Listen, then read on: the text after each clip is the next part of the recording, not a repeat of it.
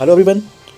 And आज जो है हम डिस्कस करेंगे पेपर आपका 2022 में जो आ चुका है और सीरीज़ बी और सी, और उसमें भी मल्टीपल चॉइस क्वेश्चन जो कि आपके लगभग 40 क्वेश्चन बनते हैं, और उनमें भी हम कोशिश करेंगे कि 60 या 60 से ज़्यादा क्वेश्चन जो है हम निकालेंगे, आपके कंसेप्ट जो है वो क्लियर जो है वो करवाएंगे। तो आप इसके लिए बने रहें। तो इसके साथ मैं आपके साथ रहूँगा आशीष। तो हम कोशिश करेंगे कि पूरे के पूरे क्वेश्चन जो हैं वो हम क्लियर करें अच्छे से, और आपके एग्जाम में जो है वो आपको काफ़ी ज़्यादा हेल्प आए। मे बी यहाँ से क्वेश्चन जो है कुछ रिपीट हो सकते हैं, लेकिन हम यहाँ इनके साथ जो मल्टीपल चॉइस में जो क्वेश्चन होंगे कोशिश वहाँ से करेंगे कि कुछ और क्वेश्चन भी हम यहाँ से निकालें।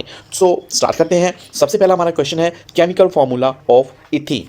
सो इथीन का आप जनरल फार्मूला आप सभी को आता होगा, दैट इज नहीं आता तब भी कोई दिक्कत नहीं है, CnH2n।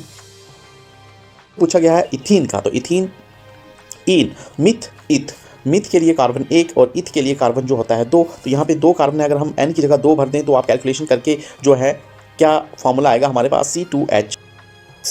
ठीक है जी, तो आंसर हमारा जो रहेगा ऑप्शन सही रहेगी। तो ये जनरल फार्मूला आप याद रखें एथीन इन का, और एन की अगर बात कर ले तो CnH2n+2 जो है इसका वो फार्मूला होता है।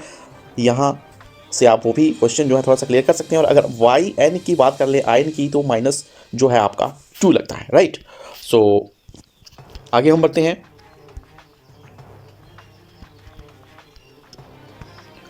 नेक्स्ट क्वेश्चन है हमारा valency electron in potassium are. So potassium में कितने इलेक्ट्रॉन जो है इनकी संयोजकता जो है वो है, तो संयोजकता की अगर बात करें पोटेशियम का एटॉमिक नंबर होता है 19।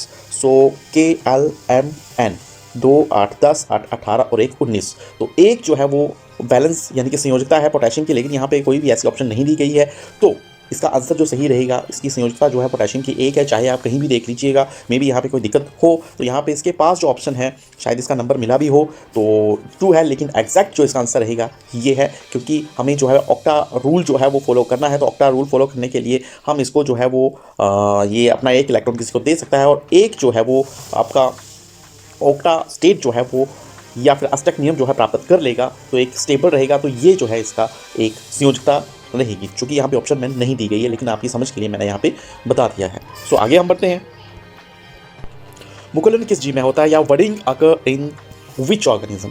सो यहाँ पे भी बहुत इंपॉर्टेंट क्वेश्चन है। यहाँ पे वडिंग जो है या मुकुलन जो है वो होता है,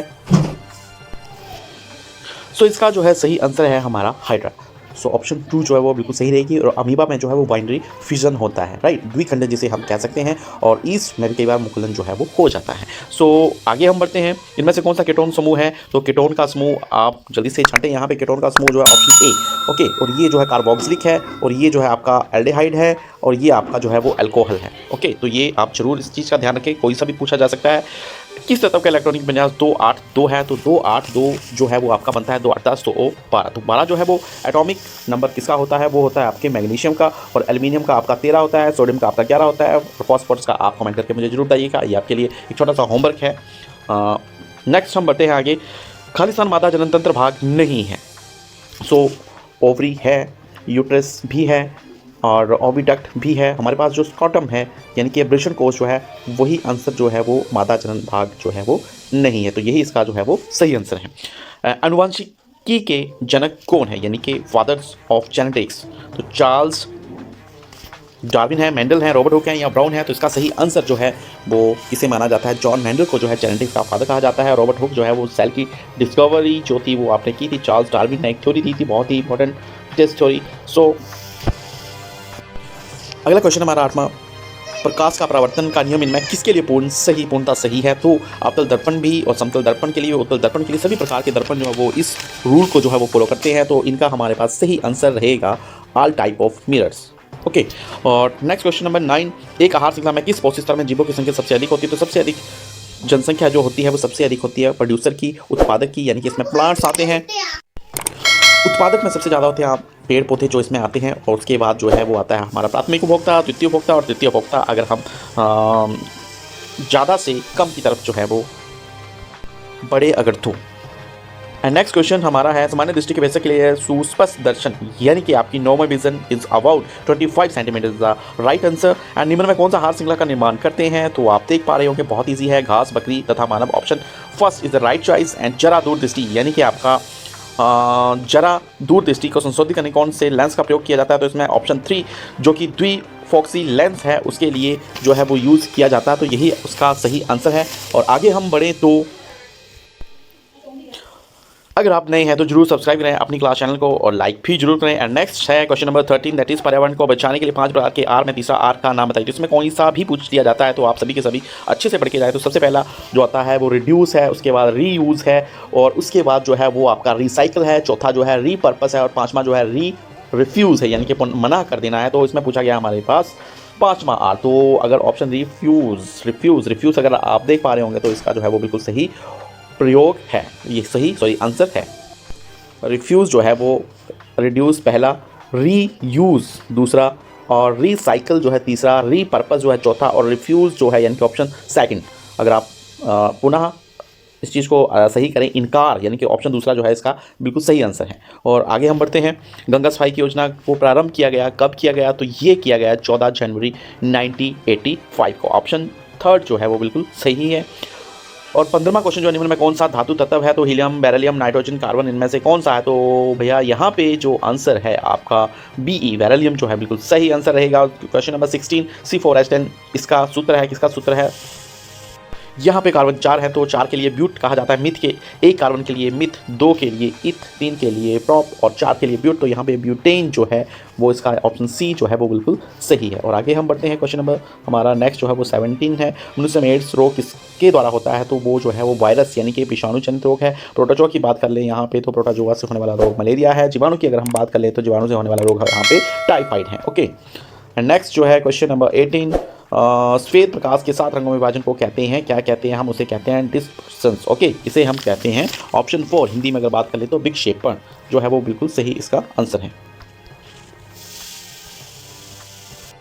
नेक्स्ट क्वेश्चन जो है हमारा N2 अणु में किस प्रकार का सहसंयोजक बंध होता है? तो नाइट्रोजन में भैया यहाँ पे होता है ट्रिपल बॉन्ड। तो इसका जो है सही आंसर द्विअवन की अगर बात कर लें तो यहाँ पे हमारा कार्बन डाइऑक्साइड में द्विअवन जो है वो होता है। एंड नेक्स्ट क्वेश्चन जो है हमारा क्वेश्चन नंबर 20, मेंडलीव द्वारा किए गए तत्वों का वर्गीकरण में क्या आधार माना गया था? तो परमाणु संख्या है, परमाणु द्रव्यमान है, न्यूट्रॉनों की संख्या है। तो इसका सही आंसर जो है वो परमाणु द्रव्यमान माना गया है। तो ये जो option third is the right choice जो है वो रहने वाली है। अगली सीरीज़ हमारी सी सीरीज़ आती है तो जल्दी से इसको भी स्टार्ट कर लेते हैं ताकि आपकी रिवीजन हो जाए और मे भी यहाँ से कुछ क्वेश्चन बने। और क्वेश्चन फर्स्ट है आपका, इथेन का रासायनिक सूत्र क्या है? तो इथेन का रासायनिक सूत्र है आपका C2H6। तो इथेन एन की बात आ रही तो यहाँ पे आपका जनरल फार्मूला CnH2n+2 वाला फार्मूला जो है वो अप्लाई होगा। तो आप इसका आंसर जो है वो प्रैक्टिकली निकाल सकते हैं। और क्लोरीन में संयोजकता इलेक्ट्रॉन होते हैं तो क्लोरीन का एटॉमिक नंबर होता है 17, 2, 8, 10, 7, 17। तो इसको ऑक्टा बनाने के लिए अष्टक नियम को अगर फॉलो ये करवाना है या ऑक्टा स्टेट में देखिए आना तो एक इलेक्ट्रॉन की इसको ज़रूरत है। तो अगर ये गेन कर देता है तो ये उस स्टेट को जो है वो अचीव कर लेगा। तो इसका आंसर जो है आपके पास ए, ऑप्शन 1 जो है वही इसका आंसर रहेगा। नेक्स्ट क्वेश्चन हमारा, खंडन किस जीव में होता है? तो खंडन मीन्स खंड खंड हो जाना जो है, तो अमीबा में आपका जो है बाइनरी फिजन होता है यानी कि द्विखंडन होता है। ईस्ट में आपका मुकुलन या बडिंग हो जाता है। और स्पाइरोगायरा में अगर हम बात करें तो बहुखंडन जो है वो होता है। और राइजोपस की अगर हम बात करें तो बीजाणुओं से जो है वो अपना ये सेक्स और रिप्रोडक्शन पूरी करता है। तो आंसर फर्स्ट जो है स्पाइरोगायरा, इसका बिल्कुल सही आंसर जो है वो है। ओके, एंड नेक्स्ट अगर आप नहीं है तो जरूर सब्सक्राइब करें और सब्सक्राइब, लाइक और शेयर जरूर करें इस वीडियो को। और इनमें से कौन सा अल्कोहल है? तो अल्कोहल हम पीछे भी डिस्कस कर चुके हैं। और ये आपका कार्बोक्सिलिक है, ये आपका कीटोन है और ये आपका एल्डिहाइड है। तो यहाँ से आपकी थोड़ी बहुत रिवीजन मैं चाह रहा हूँ कि हो, सो होप आपकी रिवीजन अच्छे से हो पाए। किस तत्व का इलेक्ट्रॉनिक विन्यास 2, 8, 4 है? 2, 8, 10, 4, 12 यानी कि 12 जो है हमारे पास यहाँ पे आता है 2, 8, 10 सॉरी 14 है। तो 14 का एटॉमिक नंबर जो है एल्युमिनियम का 13 होता है, सिलिकॉन का 14 होता है और आर्गन का 18 होता है। और फॉस्फोरस का कितना होता है ये आप मुझे ज़रूर कमेंट करके बताएं या मैं ही चलो बता देता हूँ, इसका होता है 15। ओके, तो सिलिकॉन जो है वो बिल्कुल इसका सही आंसर है। आगे हम बढ़ते हैं। Filling the blank is not a part of female reproductive system. तो सीधे मैं आंसर के ऊपर आता हूँ। तो यहाँ पे जो है एब्रेशन यानी कि टेस्टिस जो है वो नर जनन तंत्र का भाग है। और प्रोस्टेट ग्रंथि भी है, शुक्रवाहिनी भी है। योनि यानी कि वेजाइना जो है वो आपका जो है वो नर का रिप्रोडक्टिव ऑर्गन में नहीं आता। तो यही इसका आंसर जो है वो है। ओके, एंड नेक्स्ट आगे बढ़ते हैं। डीएनए के क्रियात्मक खंड को क्या कहते हैं? तो डीएनए के जो है वो खंड को हम जीन्स कहते हैं। और राइबोसोम की यहाँ पे बात की गई, आरएनए, राइबो न्यूक्लिक एसिड या रिबोन्यूक्लिक एसिड। गुणसूत्र हमारे टोटल 46 होते हैं और एक्स और वाई हमारे मेल में होता है। ओके, एक्स जो होते हैं डबल जो हमारे फीमेल में होते हैं, राइट। और आगे हम बढ़ते हैं क्वेश्चन नंबर 8, निम्न कौन सा पदार्थ लेंस बनाने के लिए प्रयुक्त नहीं किया जाता? तो इसमें सिर्फ मिट्टी जो है वो नहीं होती, बाकी की तीनों चीज़ें जो है लेंस बनाने के लिए यूज़ करी जाती हैं। मानव नेत्र जिस भाग पर वस्तु का प्रतिबिंब बनाते हैं वह है आपका रेटिना। रेटिना ऑप्शन आपका 4 है। तो ये जो है इसे हम दृष्टिपटल भी कह देते हैं हिंदी भाषा में बात करें तो ये चौथा जो आपका सही आंसर रहेगा। और नेक्स्ट अगर हम क्वेश्चन आगे बढ़ाएं अपना, तो स्वपोषी किस आहार श्रृंखला में कौन सा पोषी स्तर पर आती है? तो स्वपोषी जो होते हैं यानी कि ऑटोट्रॉप्स होते हैं, तो अपना खाना खुद बनाते हैं, तो ये आपके उत्पादक हैं। ओके, और आगे हम बढ़ते हैं। तो दीर्घ दृष्टि दोष को संशोधित करने के लिए कौन से लेंस का प्रयोग किया जाता है? दीर्घ दृष्टि दोष जो आपका फार साइटनेस जो है उसके लिए कौन सा, यानी कि यहाँ से आप याद रख सकते हैं कि दीर्घ लंबी दूर की चीज़ें आप सही देख सकते हैं लेकिन पास की आप नहीं देख पाएंगे। तो इसका आंसर जो है को ठीक करने के लिए हमें उत्तल लेंस या कन्वेक्स लेंस जो है वो हमें लगाना पड़ेगा। तो इसका आंसर जो है वो उत्तल लेंस है, राइट। नेक्स्ट क्वेश्चन हमारा, गंगा नदी के जल में जीवाणु की अधिक मात्रा में उपस्थित उसके संदूषण का दर्शाया गया है, वो है आपका कॉलीफॉर्म, राइट। और C5H12 किसका सूत्र है? तो वो है आपका पेंटेन का। कार्बन इसमें 5 है तो कार्बन 5 के लिए हम इसे पेंटेन कहेंगे। पर्यावरण को बचाने के लिए 5 R में चौथा R क्या बताया गया था? ये पहले भी डिस्कस कर चुके हैं, फिर एक बार हम यहाँ पे रिवाइज करेंगे। पहला जो आपका रिड्यूस यानी कि कम यूज़ करना, उसके बाद दूसरा है रीयूज़, तीसरा है रीसाइकल, चौथा है रीपर्पस और पाँचवा जो है आपका रिफ्यूज़ यानी कि टोटली मनाही जो है वो हो जाना या मनाही जो है वो कर देना, इनकार जो है वो कर देना। तो इसका सही आंसर जो है हमारे पास रीपर्पस यानी कि ऑप्शन 3 जो है बिल्कुल सही इसका आंसर है। एंड अगले क्वेश्चन की तरफ बढ़ते हैं। H2O में किस प्रकार का सह संयोजक है? तो वो होता है उसमें एकल त्रिअवंध आपका नाइट्रोजन में द्विअवंध आपका जो है वो कार्बन डाइऑक्साइड। मनुष्य में गोनोरिया किसके कारण होता है? वो आपका बैक्टीरिया के कारण होता है। ऑप्शन चौथा जो है इसके बिल्कुल सही आंसर है। इनमें से उपधातु है, तो उपधातु जो है वो हमारे पास यहाँ पे बोरोन है, बोरोन के साथ और भी बहुत सारी होती हैं। बोरोन के साथ हमारा सिलिकॉन है, फिर जर्मेनियम है, फिर आर्सेनिक है, फिर एंटीमनी है। ये सारी की सारी जो हैं हमारी उपधातु या मेटलॉइड्स हैं।